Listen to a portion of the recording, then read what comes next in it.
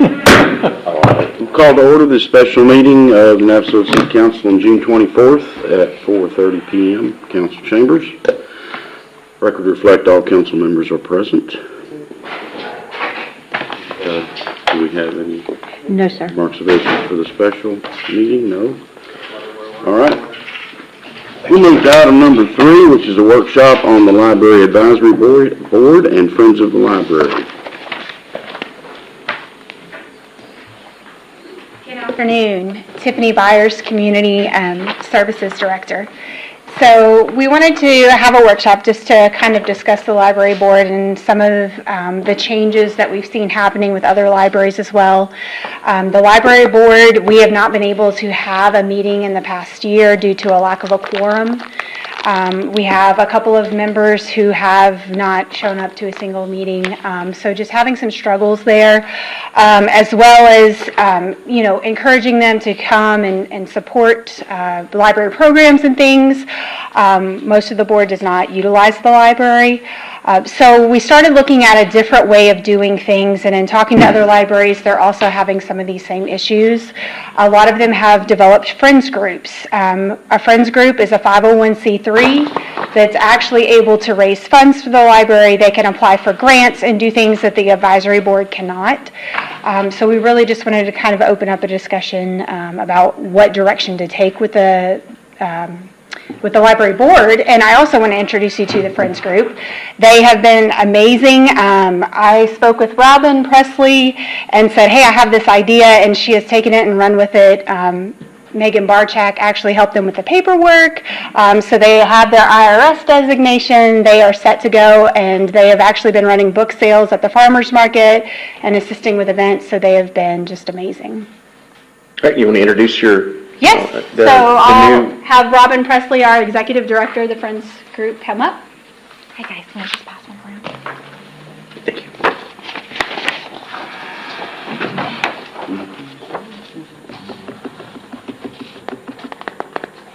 It's safe, but it's just one page.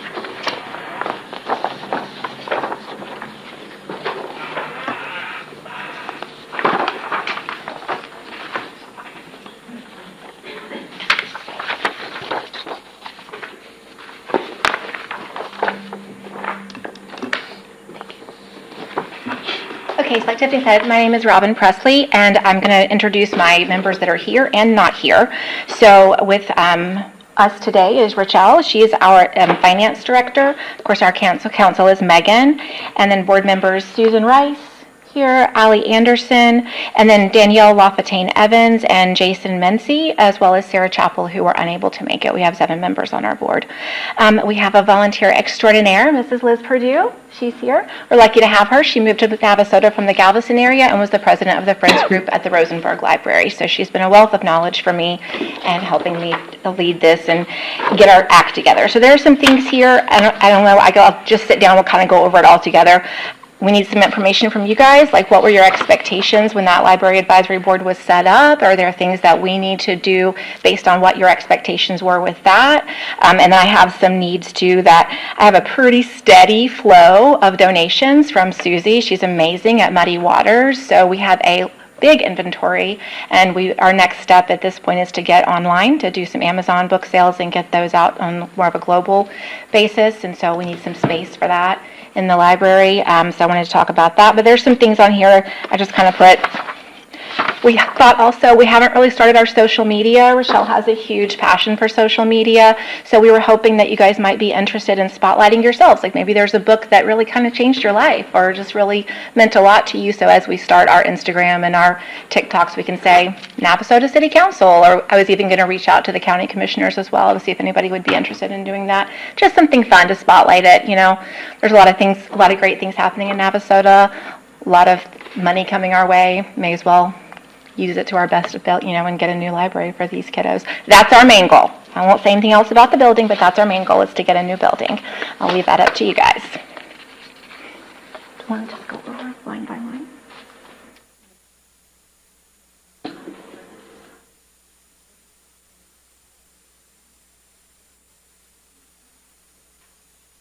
All right, so All right, so obviously the Friends Group is a national thing. It's at a lot of different, it's not just something that we just made up. We always have opportunities for volunteering, for sorting books and things like that. We'd like to do a back to school event in August to really kind of rebrand from, just the book sale. We've been doing the book sale since September. It was really more of a Presbyterian women's starting group, and we kind of transitioned into the Friends Group. So kind of rebranding that with our book sale, and that's kind of our goal there. But yeah, Yeah, Mayor, Council, I know some of you have actually, part of your, one of your board places is you get chosen is to go over there and visit those board meetings. I know Mayor Pro Tem Gessner was there when I went there. I know some of you had that responsibility. If you notice over the last year, it has been difficult. I've been to 2 meetings over there, not been able to get a quorum. I was over there at 1 meeting. We had some discussions. I think we did have a quorum at that time at the very beginning. We had some discussions about volunteering. One of the big things is the library is one of those functions where we really need some volunteers to help out. Whether it's with our programming, as you well know, we do a lot of programming there at that location. And whatever that is, volunteers are always appreciated. I will tell you, I don't even know the person that said it, but it was, we'd like for you to help pass out some Crayolas to the kids as they come out, as they come to this event. And the comment was, there's more better use of my time than coming back passing out Crayolas to kids. And so, seeing what Friends of the Library have done in other locations and what their mission is to help volunteers as well as fundraising and carrying forward what the library's needs are. We thought it was a great opportunity as a way to push the library forward as we start expanding our programming for parks and recreation as well as the library. And wanted to have a discussion with you about what is the future of the Library Advisory Board, because again, that advisory board is an advisory board to the city manager and council. I don't really know what council's purpose was for them back in the day, but wanted to have that discussion to see where do we want to go next. Do we want to continue doing that? Do we want to continue partnering with the Friends of the Library and try to put some goals and expectations and those type of things? Again, Friends of the Library, we won't have control over that. You don't have control over who you place on.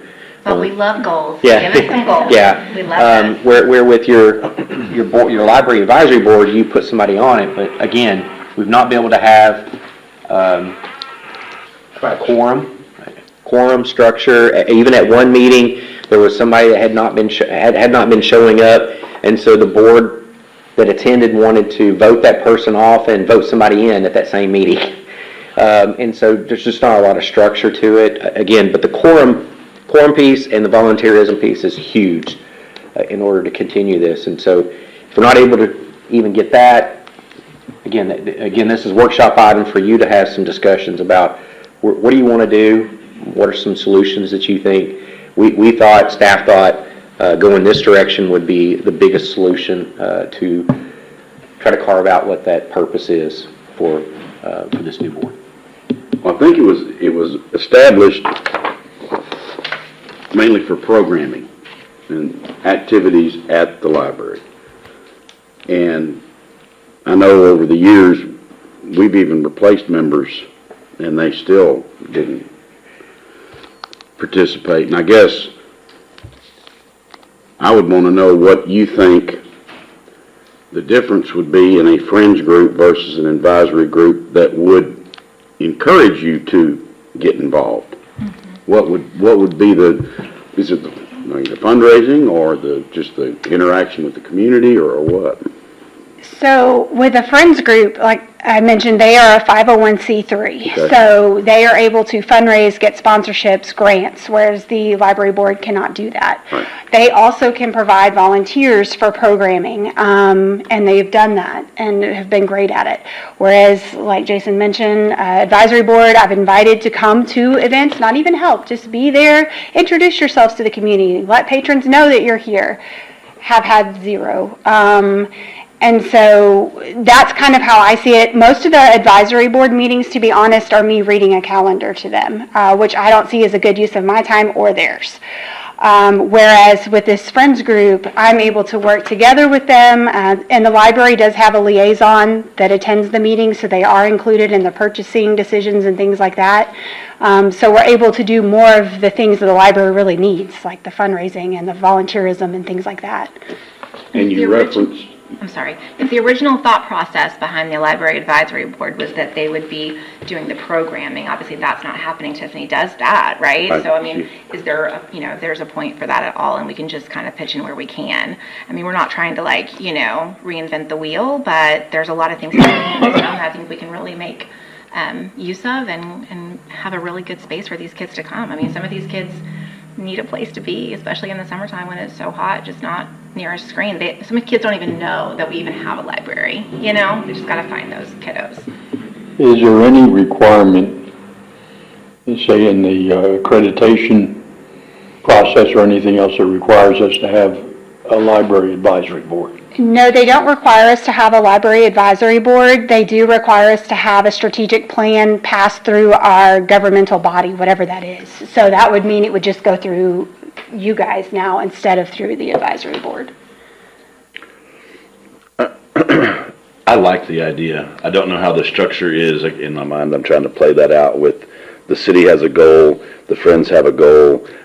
Friends are probably like every other group that comes in and says, yes, we want to help. And then after 5 or 6 years, there's kind of burnout and people move off and so forth. So I don't know how you structure that, and don't know that I want to be responsible for having to figure out how to structure that. But donations, if someone wanted to donate money to the library now, they can. It's just not a write-off, right?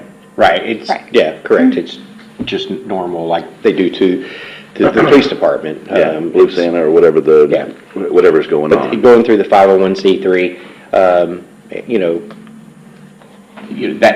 that's working hand in hand with the group, so they understand what the donation's getting. So what we saw recently at the animal shelter was we had a friends group, and the friends group thought they ran the animal shelter, and then there was a big blow up, and then we had a bunch of problems. So that's, as long as Tiffany is running the library and she has this supportive group, I think it's an excellent idea to have, but knowing that the advisement and everything comes from the library is where my mind is right now. I mean, if you're all for it and it's going to be a benefit to you, why not? I mean, it seems like a great idea. I'm also curious, for the people that are on the board, why have you, this is not accusatory or anything negative, but just out of curiosity, why do you not want to be on the advisory board? Oh, I've tried to be on the advisory board for years. I never got any response. I've done applications online. I've called people, and no one's ever responded. So. Really? Okay. So, and I thought maybe it was because I just am not in the city, right? I live out in the county. So my kids go to Navasota ISD, which is why we're down here. But I live on the edge of the county. It's kind of what I always assumed it was. But when we realized that they really weren't doing what the potential was there to do. Okay. So, and I appreciate that 100%, right? Like we're all 100, everybody on my board is 100% behind Tiffany. If it's not good for Tiffany, it's not good for the Friends group. So we run everything through her.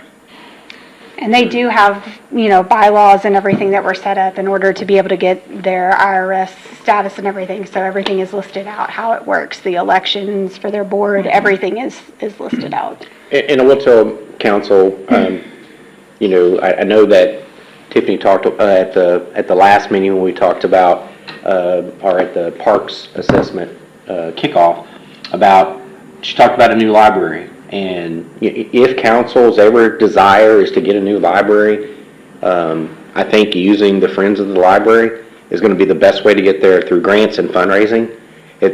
You're probably not going to get there from issuing debt or us trying to figure out how we're going to fund it. That's going to be the best resource that you have, is working hand in hand with them through a grant opportunity and through any donations that we can get. And I'm sorry. There's been a thought that we just didn't have anybody interested in the library, but this obviously shows that there are people that are interested. The problem seems to be in our selection process. And It's our fault, not yours. well, and I would say that goes back to a lot of the people on the board don't utilize the library, which is one of the main issues I had from the beginning. It's hard to advise someone when you're not attending the programs, you're not using those services.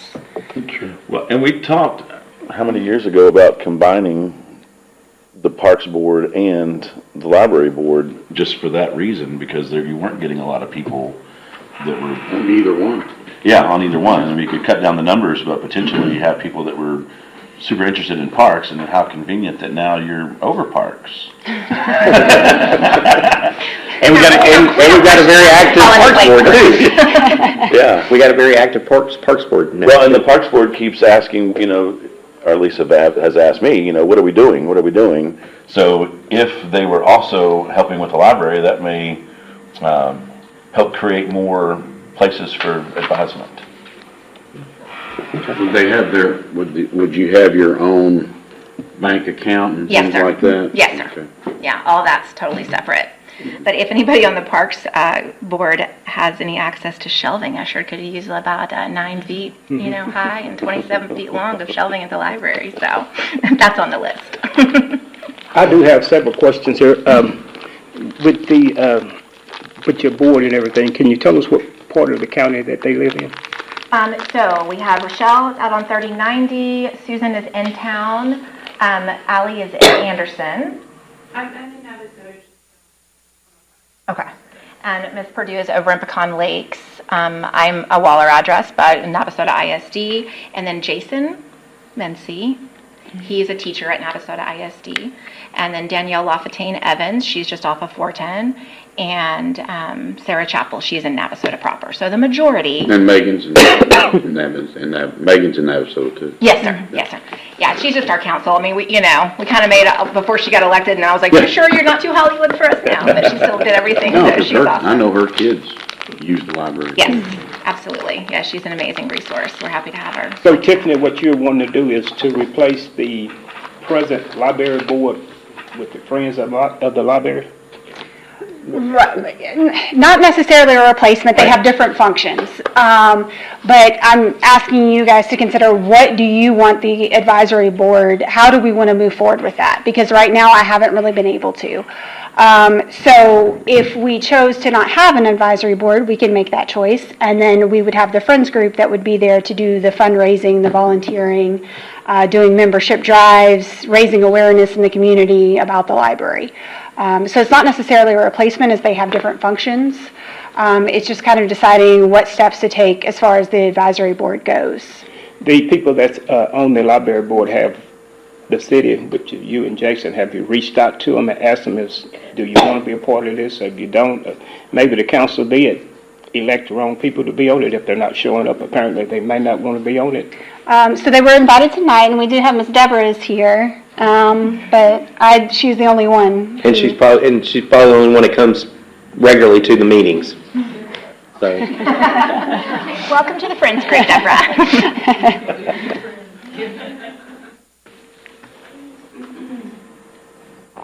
Got anything? No.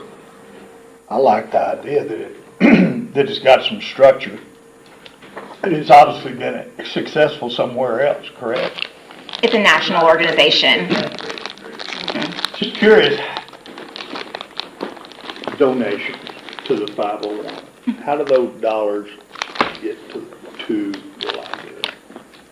That's a great question. We actually haven't gotten any donations quite yet, right? We're not Got it, quite but there yet. There's Yeah, a so, diagram somewhere in the national charter that says, I mean, I would assume that with whatever I'll be presenting the financial reports every month to our board, and so the board would vote and make decisions how our funds are dispersed. right.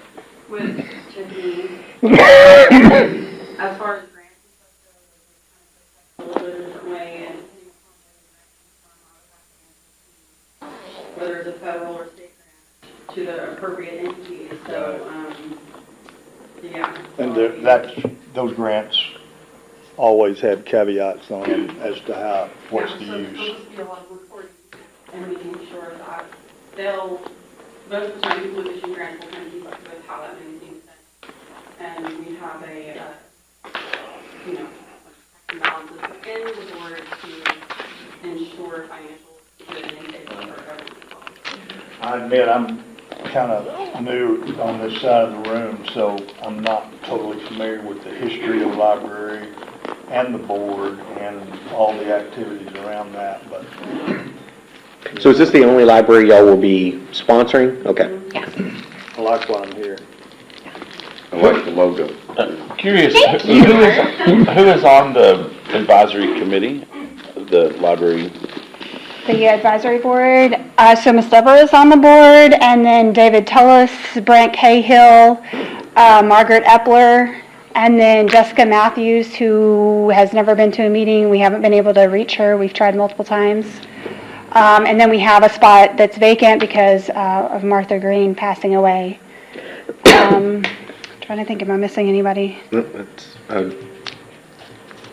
think it was Debbie Grimes? Oh, basically, Debbie Grimes, yeah. it was basically established with good intentions to assist in the operations and programming of the library. I mean, there's no other reason you wouldn't just do it just to do it. So, but it sounds to me like that is not happening.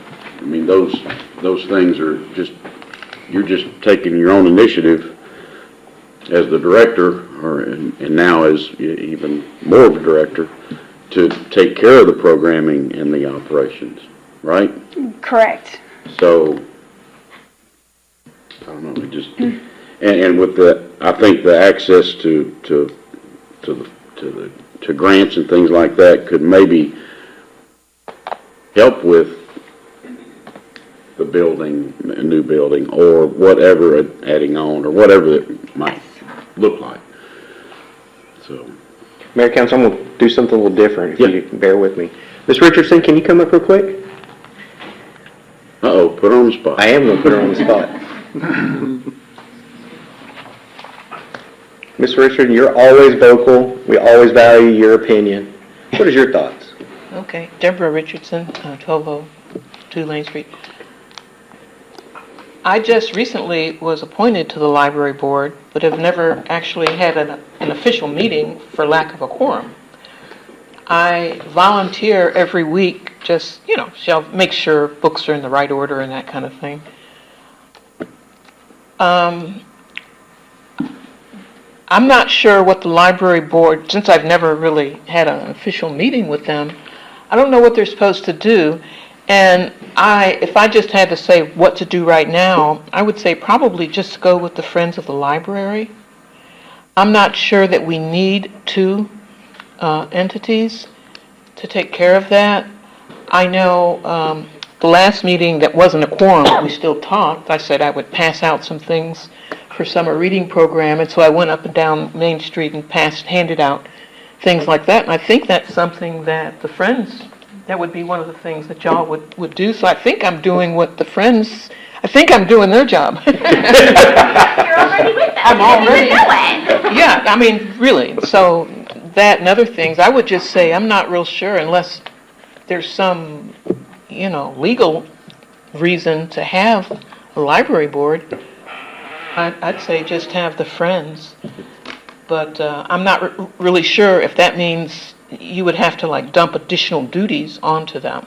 Well, I mean, right now, there's no duties being done by the Library Advisory Board. 'Cause Okay. the biggest duty is to come to a meeting, and we can't get that. You're the only one and a couple of you others to show up. And Okay. I just wanted to value your opinion because you are on the board now, and you're a huge supporter of the library. So. Okay, so that would be my suggestion. I don't see that you need two, and if I was going to pick one, I would say pick the Friends. They can do more. Okay. Thank you. I guess my question here would be to Carrie here, since the council here, we appoint the library board. Yes, sir. And since this Friends of the Library is an entity by themselves. Yes, sir. What power will they have that the council can't? They would not exercise any authority over the library. That would be up to the council, to the city manager, to Tiffany as the library director. So this organization is a separate organization that is really for support financially, volunteers, as was mentioned, and those sorts of things. So they would not be able to exercise any jurisdiction, telling the city how to run the library, those sorts of things. So they're really in a support role, separate entity. As was mentioned, Mayor asked about this, the books are separate, financially they're separate, organizationally, and likewise, the council can't really tell them what to do, can't appoint their members, those sorts of things. So they're really two separate organizations, council member. So I'll stop there and see if you have any questions. Well, and the advisory board was advisory anyway. Correct, yes, sir. They couldn't really They couldn't spend any money. make it policy anyway. They would just make recommendations. Yeah. And the ordinance says that they could solicit gifts and do those sorts of things, but that would go It directly said to they the may city. solicit gifts. Yes, It sir. doesn't even say that they have to. It Yes, says sir. they may. And that was about the only requirement that was on the library board, Yes, sir. that and coordinating, or it didn't even say coordinating, I think it said something about just advising the city council on what was going on with the library. And about the third or so paragraph on that. Yes, sir, that's correct. They really didn't have any official authority to exercise. The only question I have on the whole thing is, what's the interrelation between the city council and the Friends of the Library type thing? Not necessarily control, but just coordination. Yes, sir. And I guess it would all depend on Tiffany. Yes, sir. Yes, sir. And maybe there could be some kind of like a quarterly report that you would give the Absolutely. council, just as, I don't know, not for any real reason, but other than just to kind of keep them up to date on things that are going on. Or we could double add them and say any member of the Friends of the Library is all automatically on the Library Advisory Board. Just fold the two of them into one. I'm looking at Carrie, so I don't, It wouldn't work with their 501. I don't know what, I think that would be up to whether or not they're willing to accept the appointment. Oh, we can change the appointment thing. Yes, sir, you sure could. Yeah. And the number is set at 7 members, the Library Advisory Board, so I don't know how many board members they have. Perfect, that's right. Might want to add Deborah. I'm sure she, this gracious lady. Yeah. Would it also be a part of this, so a lot of these type groups offer like public memberships? Yeah, that's You what could like Tiffany can. Joe Public could be a member for $20. Yes. Or Yes, and something they- like that, and that would That's also something they're draw in, looking I at. guess, maybe a little more volunteer support as well, in a way for the individual person to make a contribution and say, I'm a member of the Yes. Friends of the Library. Well, and I think that's what that back to school, they're wanting to do a big rebranding, a big push to let people know they're here. So that will also be kind of like a membership drive, is my understanding. So not only will individuals and families be able to join as members, but also corporate, so corporations and businesses So in as well. addition to the board, you would offer membership? Yes, yes, Okay, sir. cool. That's the plan. And then for you them. have probably sponsors, and you have different levels, maybe, Yes. stuff like that. Don't you have a predecessor? Right inside the door on the left-hand side as you go in, there are all those plaques of the people that helped in building the library, basically. Isn't that labeled Friends of the Library? They used to have a Friends of the Library group when Ms. Sherrill was here. I'm not sure what happened with that, That was but I big. have found documents dating back to like the 80s and 90s where they had a Probably Friends group. before all of the stuff about the Probably wasn't a 501(c)(3). Well, when I went and got the post office box, the postmaster also said that to me. He was like, oh yeah, we had one of these like in the 90s. So I think they're, as you said, right? I mean, it's all based on volunteer or, and how, your volunteers are involved in the organization. So making sure that there is the proper structure in place for people to take over as people grow out of it or, move on or do something else with their time. The only other question I think I can come up with is, what happens if we want to, the city wants to distance ourselves from them and says, wait a second, you guys have gotten out of control, only because another group If you're has out done of that. control, it's because you put Tiffany out of control, okay? What can the city do to say, no, we're not, if you're the Friends of the Library, if we want to disconnect, what are our options? Well, I think you would direct your employee not to engage with the group. When it comes right down to it, you would just say. Then you bring back the library advisory board. But they're still accepting donations Well, that, on behalf of the city. But they don't have to pass those on to the city, it's up to their board of directors, so once you say don't associate with us, I doubt we're gonna get any money, you Yeah, know? just thinking about specifically a group in the past, Yes, rather sir. recently, that we went through some heartache with. Going rogue? Yes, sir.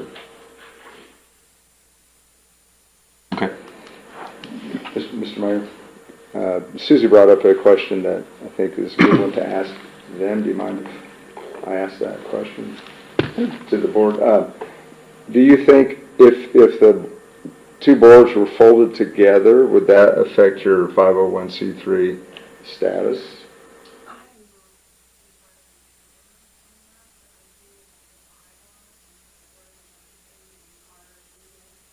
Set up with the state and so I'm not sure how we would go about merging. I don't think we're merging. I think what we're doing, what he's asking is our library advisory board would mirror your board. Yeah.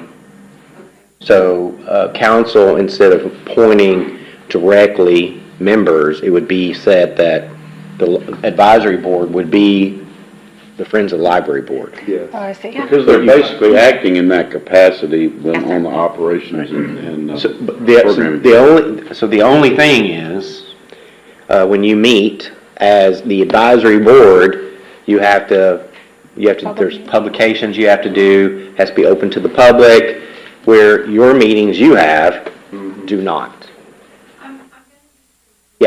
Yeah, so get with your legal counsel and ask your legal counsel, ask Megan about it, and then I guess you could get back with us. Because there's a lot of, fine lines on when you're setting it up, like how the TV is set up, as far as we are a public service. Right. We're set up to be a public service. But we're not working on behalf of the city, that's. Correct. So I'll. Yeah. I kind of like the idea of the separation. Yeah, And just how dissolving do you the, differentiate the meeting?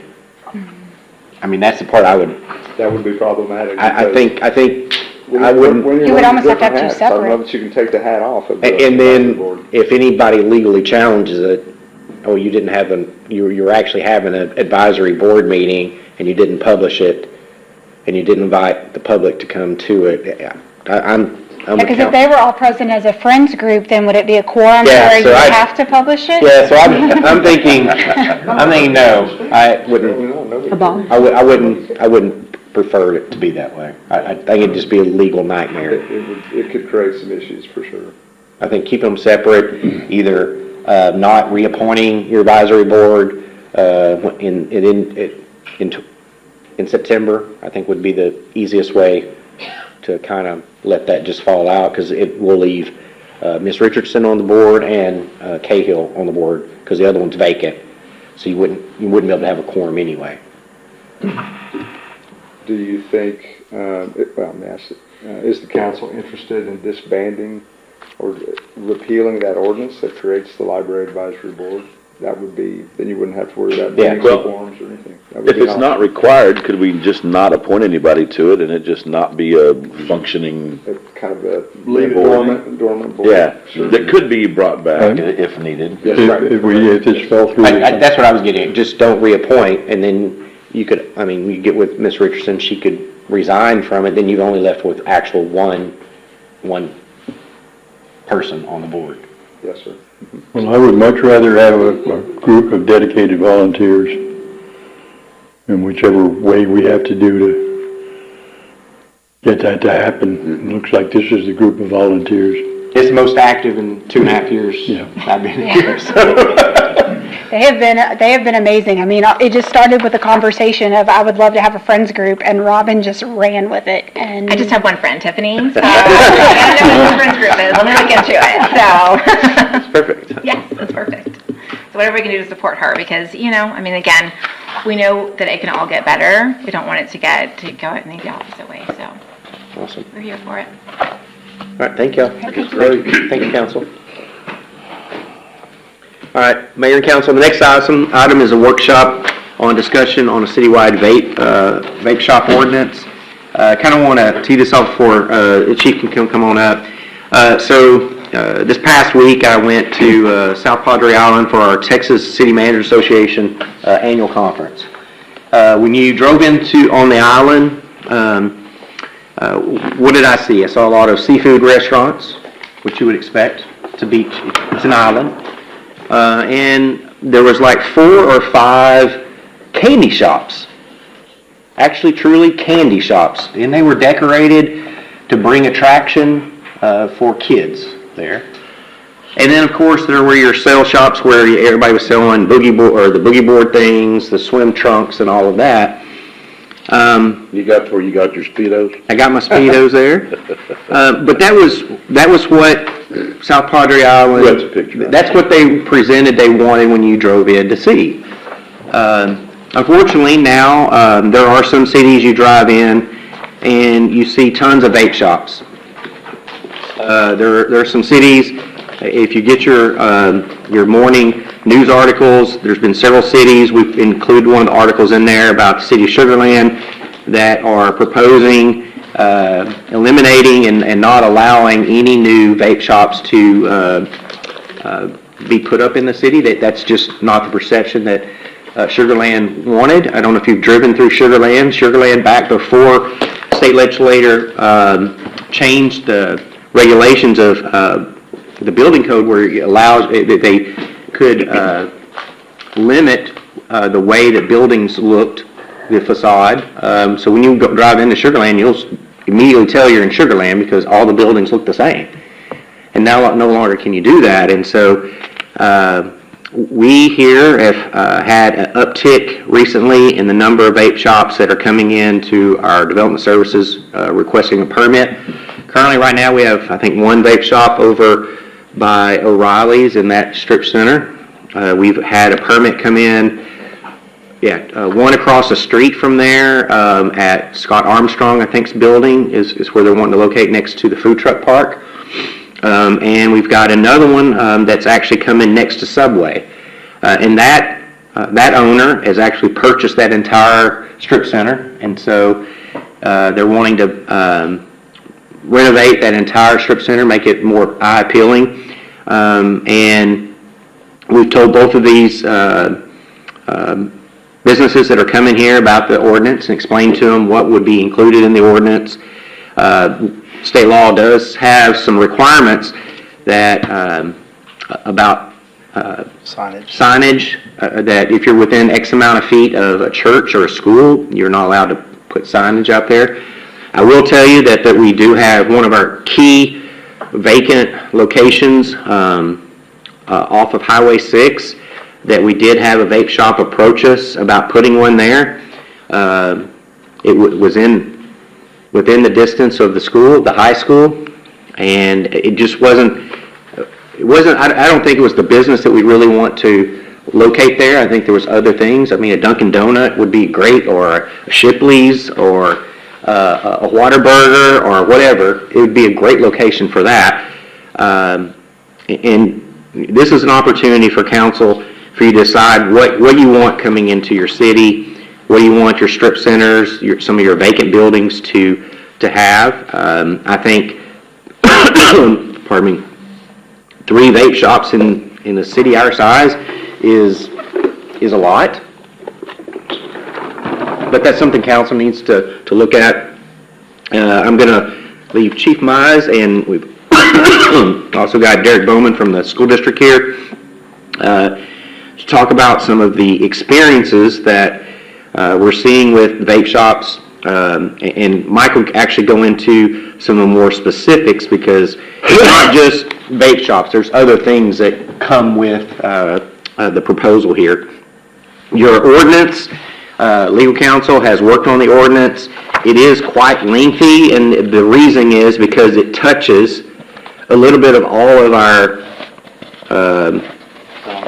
zones. So we have it goes all through Lupe's zoning stuff here, like I said, it's quite lengthy. And so I'm going to turn it over to Chief Mize to kind of hit some high points on this. According to, there's also some, in the past legislature, there's been some proposals. Again, we've heard that legislatures still try to pass or continue trying to pass some legislation. There's some other states that have done some legislation. And like I said, I definitely want to hear from NISD, some of their concerns as well. Chief? Mike Myers, Chief of Police. Yes, this has brought to our attention the popularity of vapes. Y'all have all seen this in the past couple of years. The vapes are coming out, and not only have we seen it in the schools, but just in general, a lot of the vapes are not reusable, so they have a big impact on that end of it. But the shops that we're specifically are looking at is the ones that are just specific for vapes. The pipes and other things like that, vapes can be purchased in a convenience store. The reason you don't see the signage is because the state law prevents that from the 1,000 feet from the schools, and so that's why there's no signage. But it's sort of like buying alcohol, liquor store, that's all alcohol, but you go to a gas station that's less than 50% sales. So these would be businesses that have over 51% of vape, anything related to, it's paraphernalia, but it's not illegal until you put something illegal inside the glass pipe and so forth. So I started doing a lot more research, and I actually opened my eyes when driving through other towns, and we just started seeing more shops just pop up. It's very popular. People are going to jump on it to make a buck real quick. Will it go down? Then all of a sudden they have a lot of business, and that's what a lot of arguments are at other city councils. They're popping up everywhere, and then a couple of years it's going to go down. A couple of the owners were saying, they purchase these the vapes or the liquid for it for $1 in China, and they turn around and sell it to $8 to $10. So it's a big profit margin right now.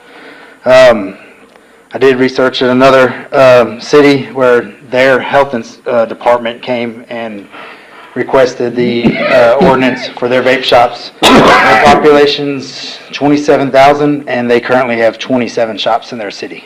And so that's why they were going to eliminate, they were putting a strict amount on theirs. And theirs was the sightly looks of the city, health issues. Obviously, the health department brought up all the health medical side of that, which I have a little bit, but I'm no expert on that end. Complaints from parents, and when the market does drop, are they going to have a bunch of empty businesses? Recently, the state law did pass, or vapes are illegal in the schools, and it's automatic DAP for getting caught. You have to be 21 years above to purchase tobacco and so forth. So that's why I asked Mr. Bowman to come up here and talk about just the amount that we are getting there. Our SROs are constantly handling vape issues. They had to buy vape detectors at the schools. And so their numbers, we don't keep track of their numbers on that end. We do keep track of the vapes that contain THC, which there are lots of those as well. So not only do the vapes just have nicotine, but they can have THC in them as well. So that turns into a felony being on the school property. But did a little bit more research on vapes and so forth, and why they're so addictive and all that. And it just basically said it's a neurotoxin poison it's nicotine. But it's a nicotine salt they put in there, and that's why it goes into the streams a lot faster. You get it, you like it, and you're going to keep using it. So they don't have the studies yet for the long-term effects, but right now they're just saying, obviously any nicotine, it has interference with the brain, attention, learning, increased anxiety, mood swings, and irritability. So these salts are put into that's how the nicotine is put into the vapes. And they're adding the flavors of these, they're attracting the grape flavor, the banana, whichever flavor it may be. Well, there are several states going after that right now. So far, California, New Jersey, New York, Rhode Island, and Massachusetts have all banned the sale of flavored tobacco products, including vapes, anything except for cigar flavors, like Swisher Sweets have that flavor. So that is, as of 2023, 5 states already. If that comes in effect, then all these are going to go down anyway. They're not going to sell the just nicotine vapes. The reason they do that is the flavor masks the actual taste of the nicotine in the vape going down. Texas Senate Bill 920 went in last year, It didn't go through it, but they're pushing for that one for the illegal sale of flavored tobacco products. I'll let you talk a little bit on our numbers. Our deal is this, it's hard, same thing with alcohol, you have to be 21 to buy it. We can't prevent everybody from doing it, but you can listen to these numbers of the amount of students that we are getting detections and reports of just at schools, but if we had more opportunities for these kids to get it, the numbers are probably gonna go higher. Chief, I have a quick question for you, sorry. The pipes or the glass that you're talking about that you can buy that's legal, is it illegal for someone under the age of 18 to just possess? I guess if it's just a glass. It's just a trinket. It's just a trinket at that point. So when we ask it, you can see it in the stores, in the glass display and all that. You can walk in these stores. Yeah. It's just a piece of glass until you put an illegal substance in there and it's used for illegal thing. No matter what your age is. No matter what your age is. Yeah. 21, 18. Drug paraphernalia. But if we can stop somebody and they got the water bottle, they got everything there is, we know exactly what it's used for, but it's clean. It's not. But if I ask, what are you going to use it for? We're going to put a little weed in there. We're going to put a little meth in there.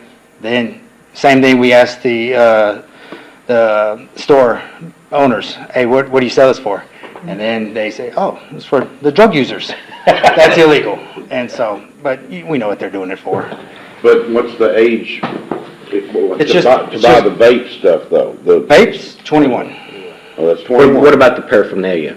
It's just glass. Okay. So there's no really, it's just glass, honestly. But some of these stores do have age limits to enter because not only are they just selling the glass products, they have the vapes and all that. So I've seen some stores just 21 and up only to enter 18 and up, things like that. Because you'll hear these numbers. I mean, the kids that are starting to use now are just single digits almost. But also the vape sellers. We're putting cartoon pictures on there. They're doing anything they can to sell, and they're trying to create that market. It is a big profitable market right now, and so it's going up.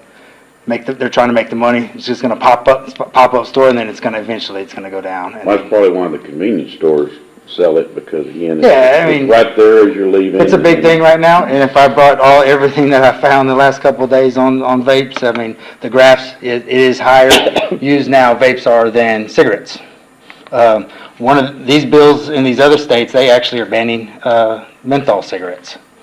That is part of their bills in their states. They ban those as well as the e-cigarettes and vapes. And you said the one that didn't pass for us was ours, the 920. 920. But I'll let you hear some of these numbers from the school. Okay, Derek Bowman, Director of Personnel and Administrative Services for Navasota ISD. First of all, thank you all for having me here tonight. As Chief Mize said, we've been dealing with vapes for quite a while in the schools, and we've seen the last couple of years that those numbers have really risen dramatically. As Chief also said, there's a new law that come out that went into effect for this year. Any student who is caught in possession of a vape, whether it has any tobacco, THC, or anything, or just an empty vape, it's automatic DAEP, no questions asked. And so to help kind of combat this issue, at the high school, junior high, and at our Bazell Academy, we've installed vape detectors in every restroom. And those vape detectors alert anytime someone is using a vape.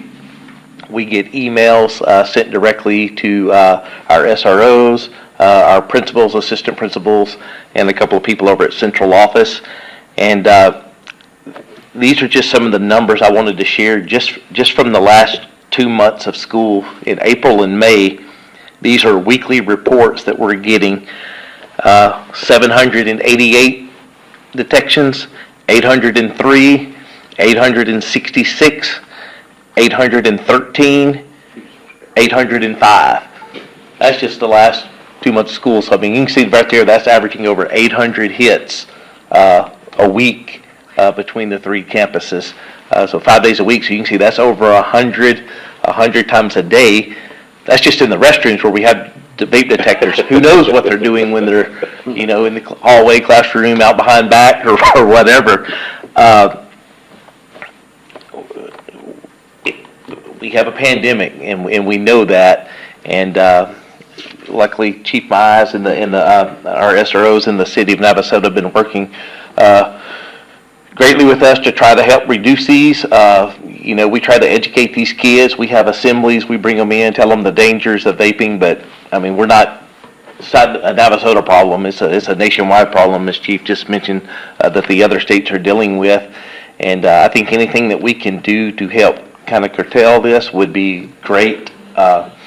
We know that they're getting them somewhere, whether they're buying them at gas stations or getting them from family members or whatnot. But anything that we could do to kind of slow that down would be greatly appreciated. I know, at least from the school standpoint. Every time these vapes go off, our administrators have to go look at the cameras. They're seeing who's in there. They're pulling kids in. They end up having to search kids. Obviously, if they find it on the kid, then that kid goes to DAB. But it just takes a lot of time out of the day that, we're supposed to be going to school to educate kids and not be searching kids all day long for vapes and stuff, so. So obviously, these places, wherever they are, they're selling them to underage.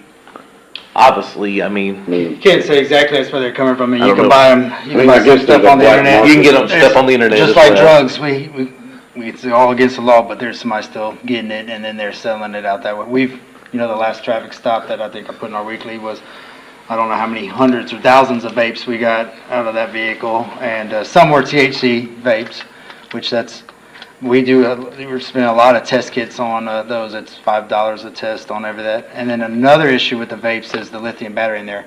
We cannot store the vapes in our evidence room anymore because the dangers of fire. Several PD evidence rooms have caught fire because of that. So we had to buy a separate safe, a fireproof safe, just to remove the battery, install that. DPS will not accept the vapes to do any testing for THC side of it.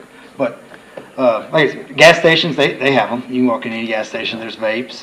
This is just more to prevent the large or shops that are just strictly vapes Right. and the paraphernalia, if you say, glass and all that, the lounges that are designed specifically for vape sales only. What are the consequences if you catch a under 21 with? It's just like it's a pack of cigarettes, Class C. Unless it's THC. Minor in possession on that end, and then it's a felony if it's THC, which we test that. And all of those numbers on those hits from those vape detectors, like I said, those were all at the secondary level, but this year was the first year that we actually also caught 2 elementary students that were in possessions of vapes. We don't have vape detectors on that campus. We've not had to worry about it, but this spring, we actually had our first 2 that brought vapes to school. So those numbers were just high school, or was high school and junior? High school and junior high predominantly, but I will say the majority of those are high school. Oh, yeah. Pretty significantly. They got quite a few more. Yeah. And I was trying to find numbers and nobody keeps track of exactly how many numbers of shops, like that one number I had in Kent was 27 in their population, 27,000. But all the stats are showing how popular this is. Their annual growth of vape shops throughout the United States, it has grown 20%, the number of shops coming in, and they said they expect it to be that number or grow more. So the number of shops are coming. Has there been enough time to determine if we don't allow the shops to see that there is a decline in the school? And I don't mean just here, but Yeah. anywhere. Do we know those numbers? I don't personally know. Yeah, whether they're gonna get it here or they're gonna get it somewhere else, I think we do what we can to do to Yeah, control well, it. we're walking away with a feel-good thing that we've said, Right. okay, we've shut these down, but does it really do anything? Right, yeah. I don't want to, I don't want to see Right. our city have these all over the place, but That's why, in that law, that they automatically get caught, they're going to DAP. I think at the beginning, we were full. Yeah, We maxed out. Yeah. And then near the, that's a lot of numbers, but it started slowing down at DAP. We weren't maxed out near the last. Right. Yeah, I would say in the first 3 weeks of school, the AP was overflowing. Yeah, we were overflowing. Because we were catching them left and right, so. I'd just like not to see us do anything to enable the problem. And that's just one of the, there's lots of other problems with it. There's problems with cigarettes and all that too, but then the biggest thing now is just the shops they're popping up. you start driving through cities, and now I guess got it on your mind, you can start, oh, there's one. You'll start seeing that they're taking over. It's like in South Padre, yeah, there's tourist shops down there for city shells and all that. But in all the other towns, Sugar Land is kind of how we mimic this. And you can see the difference in the terrain when you walk through there. And You drive into Madisonville, there's a new one. It's green, they're bright. it is bright. The neon signs, the It is the bright. flags It's a huge outside, building. It's everything that violates our ordinance. got a nice big mural on the side of the building. Yeah, it's, And just for reference, Welcome to Navasota, vice capital of Brazos Valley, out there on a marquee Right. on 6th. our vape detectors will also pick up, like if you're smoking or anything like that, and I ran those same reports, and we had no tobacco hits for it smoking at all for all year. So that's not good. cigarettes. Yeah, if you look at the charts, and that is the they polled a whole bunch of people. I mean, the normal cigarettes dropped, and the vapes are just skyrocketing, and that's the new thing. To move away just a second for the school, how does this affect like the Tobacco Barn, who is only selling cigarettes and beer, and maybe they have trinkets too, I don't know. No, I mean, so this is basically going to, and plus, I think on the thing, it's kind of grandfathered in right now. It'd be for new businesses. It's all correct? for the prevention of the massive amount of businesses that may come.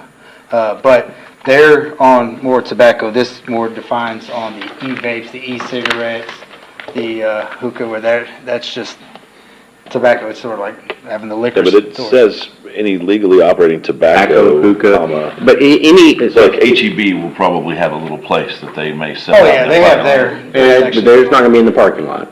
lot. Well, wherever it may be. But if it's inside the building, it's just like a convenience store. Okay, but Yeah. Tobacco Barn specifically is what I'm thinking, so it would, if Brookshire's moved and wanted to replicate itself with this, we wouldn't be able to do that. I don't think it would. I'm looking at Carrie, You but you yeah. gotta believe that those tobacco barns are thinking highly about the profits they could be making if they were selling it. Yeah. I'm About surprised they don't. About 20 years ago or so, we had a similar situation with the sexually oriented businesses. And communities, they started popping up and showing off. And it was, once again, the easy money type thing. And so a lot of communities tried to outlaw sexually oriented businesses. And it went into the courts, and the courts said, no, you can't do that. So what we ended up doing is finding a place for them. So sexually oriented businesses are permitted as a conditional use permit in the city of Navasota in the heavy industrial district. So we don't have any right now, and haven't had any for the 20 years. And I'd suggest that maybe this is a solution to it that might be easier than the one that we have here. And you're saying, so any new tobacco, hookah, paraphernalia, business coming in town would have to be located in conditional use permit in the heavy industrial district? Right? I'm looking at legal. That would be legal. You could do that. You can totally prohibit them as well. As far as sexually oriented businesses, the reason that the city had to do that is considered First Amendment protected speech. That's an expression that you have to allow in the city. I know, it seems odd, but that's what the court said. But tobacco, you could actually prohibit this type of approach. You can, through the zoning, you can prohibit these types of shops. So I think the tobacco barn, it depends on, if they have more than 50% of their gross sales from the sale of tobacco, then I think they would be considered a non-conforming use, could not expand, could not do all those sorts of things that any other non-conforming use is prohibited from doing in the city. But it is prospective, it's forward-looking. It would not affect their ability to do business as they are now if they, meet one of the definitions of a tobacco-related retail shop. So But you can't prohibit any new ones. Correct. Yes, sir. And if it got hit by a tornado, that it could rebuild?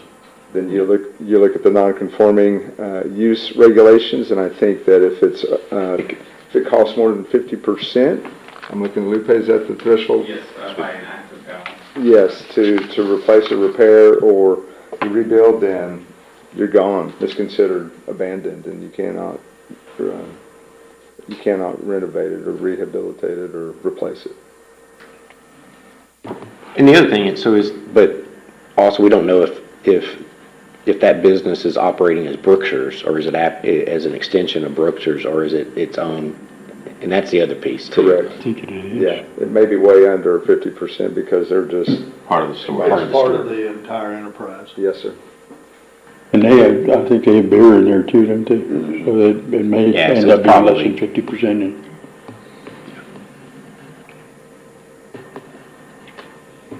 Those numbers are incredible. Is that, That's not even talking about the ones that are legal. does that detector know if it's the same person that's, does- blowing on it several times? Or is- It does not, so that's where our admin has to come in and investigate that. So 20 times could be one student. Could be one student, yes, sir. Also, I'd be kind of curious if when they go into the AP part of it, they have to go probably through an interview or something. It would be good to maybe collect information on where the heck you getting that stuff from. Right. What's your AP? That's the Alternative. alternative campus. But the only way that you can send them to AEP is if you catch it on them, right? They have to be in possession of it, yes, sir. You can see who goes in the restroom and everything, but if Right, they but don't unless have we it have on some them. kind of proof or whatever and can, because if they appeal the decision, we gotta have some kind of proof that it was them.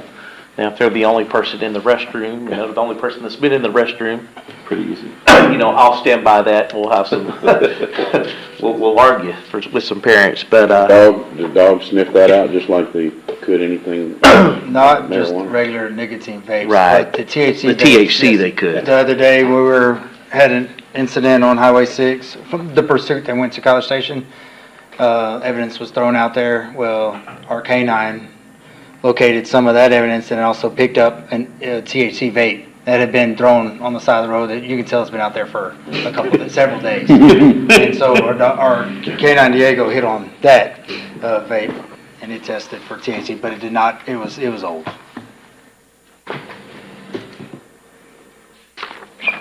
Any other questions for Mr. Moman or? Council okay to bring this back, future action item? Please. Thank you, appreciate it. Yes, sir, thank you. Mayor, that's all I've got.